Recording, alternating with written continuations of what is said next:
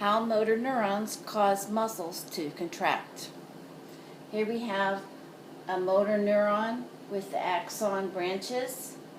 This is the muscle fiber, and this junction here is the neuromuscular junction. In a magnified portion of the neuromuscular junction, this is known as the presynaptic terminal of the axon branch. These red circles illustrate vesicles that secrete acetylcholine, which is spelled here, acetylcholine, and it's abbreviated ACH. Acetylcholine interacts with the membrane of the muscle fiber cell.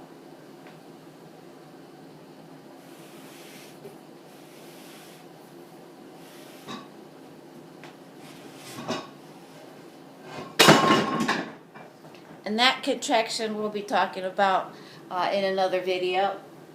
Here we show that the number of motor units that are activated are dependent on the force that is needed. So if you have your arm and you're just raising it without any extra resistance on your hand, you'll just get a mild contraction in the biceps. But if you have a 10-pound weight on the end of your hand and you go to lift that up, then you're going to have more muscle fibers contract because you need more force to lift the weight. It's not that a single muscle fiber is contracting more strongly. It's that there's more motor units fired and more muscle fibers are contracting.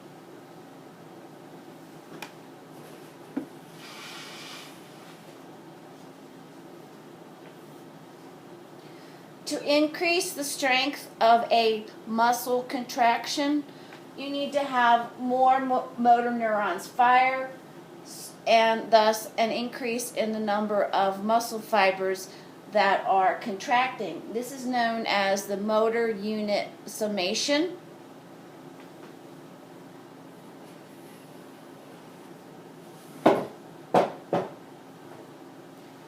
How does your brain know when you need more force and more muscular contraction?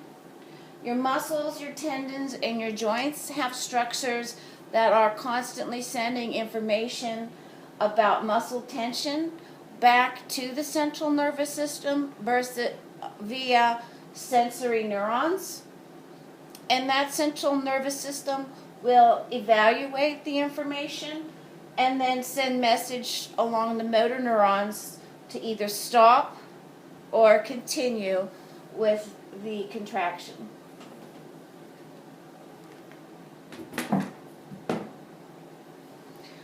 When you practice a certain movement, a certain muscle movement, whether it's layups or handwriting or riding a bicycle, those are all motor skills that eventually evaluating the information, the muscular information that's needed, becomes automatic. And this is known as motor memory. And when you're first learning to write, when you're first learning to ride a bicycle, you are concentrating and using a lot of effort to evaluate your muscles and movement and perform the action correctly. Eventually, you have motor memory takes over automatically. You've learned the skill, and it takes little conscious effort to perform the skill successfully.